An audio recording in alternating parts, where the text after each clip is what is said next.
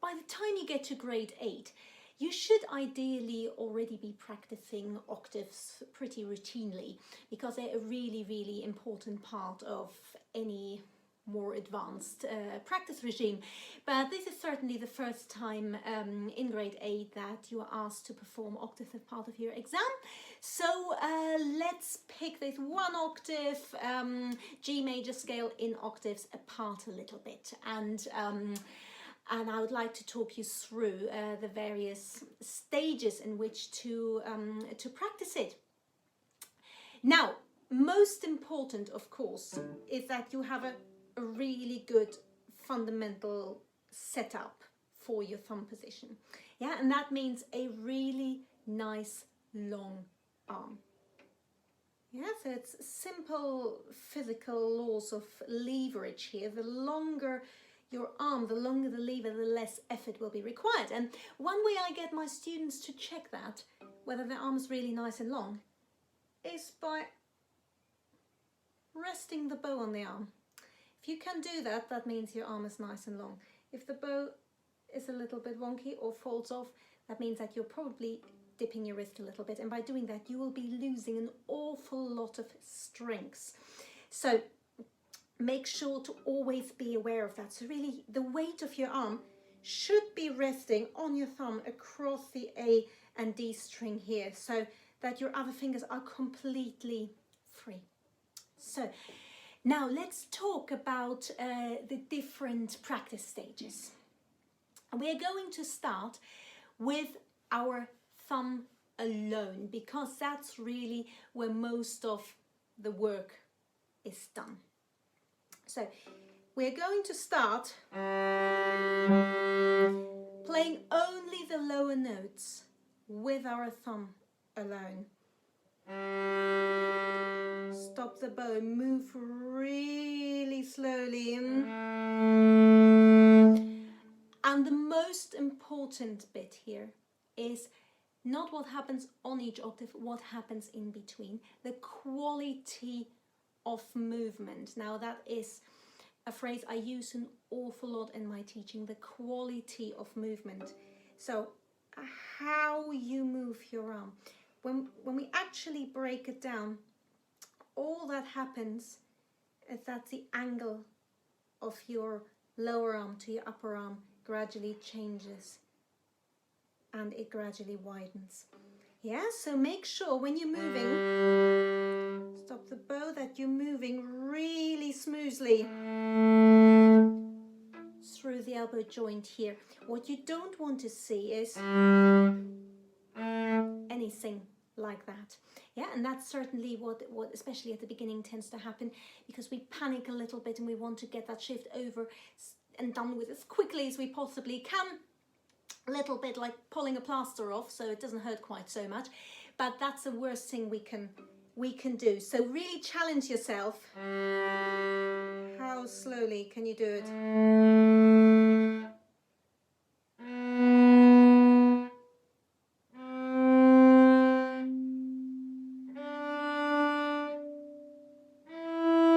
And so on and so forth. And that's really something you have to practice till the cows come home.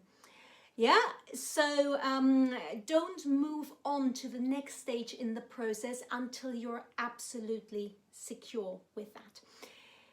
Let's look at the next stage of the process. Now, you might ask why I'm doing this. My next step in the process is I'm actually going to repeat what I just did, but by playing fifth on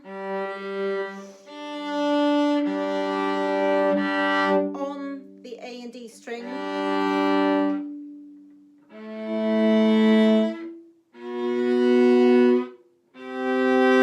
why are we practicing that? Because what we want to train is that we don't in any way twist our thumb. Our thumb wants to remain at a nice, pretty much 90-degree angle to the string on both strings throughout, so we don't want to do anything like that. And that's why I'm repeating that whole first step in the second step, doing fifths.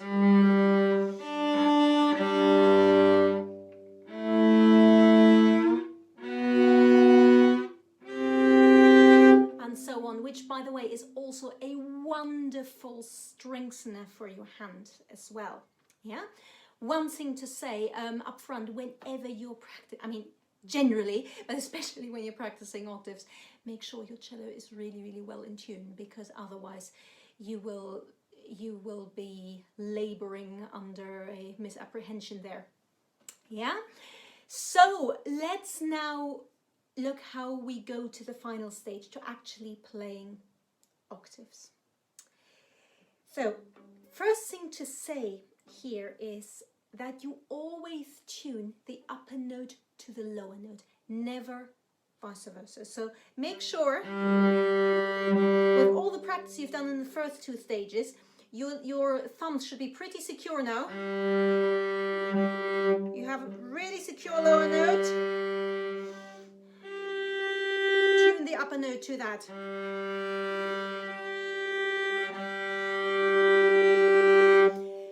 Now, you may have noticed here that I'm playing the lower note a little bit louder.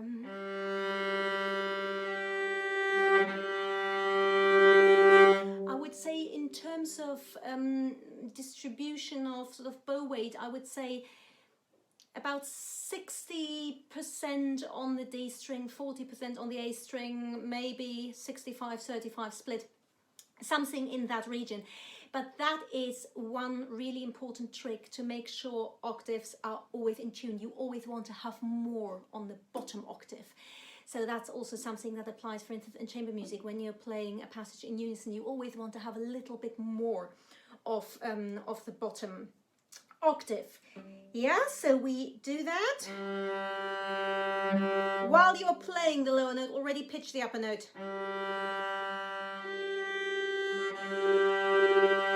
One thing to say about octaves, but about any double stops in general, they do not like bow pressure. Use the speed of the bow, not the pressure, because pressing into the string will actually affect the intonation, and you can have a perfectly constructed octave, it might still sound a little bit out of tune. So just use the length of the bow.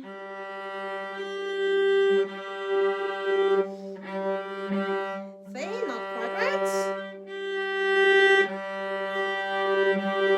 And this is really important, by the way. Now, you will, when you're practicing octaves, you have to be prepared for the fact that lots and lots and lots of them will initially not be perfect. Always stick with it until they are 100%, because that will really help you in the long run. Yeah? So, now let's look at moving our octave. Keep your hand completely still, and again, as we did in the first round, only move the arm.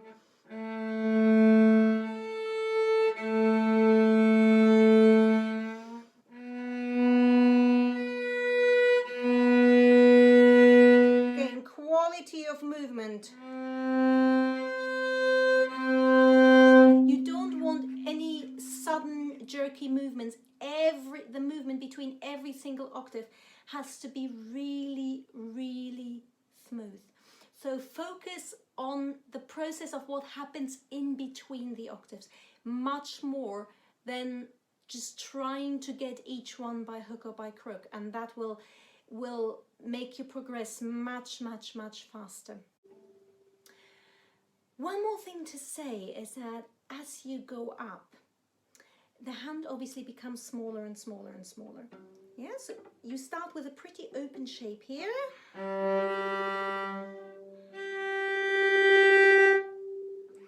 And you end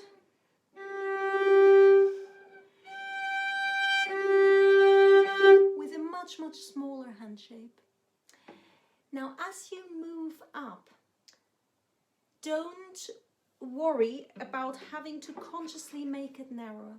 As you move up, trust your hand that it will adjust. So don't sort of try to do that as you go up. It will automatically, the hand will get smaller. It does that instinctively by that point, because you will have been playing for quite a while, so it knows that as it goes up it gets smaller. Don't don't worry about that when you're moving. Really focus on keeping your hand as still as possible. Yeah. So try that out in your practice. As ever, if you have any questions, feel free to post them in the comments below. And if you like this video, please hit that like button and subscribe to my channel. And I would be really delighted to see you again soon.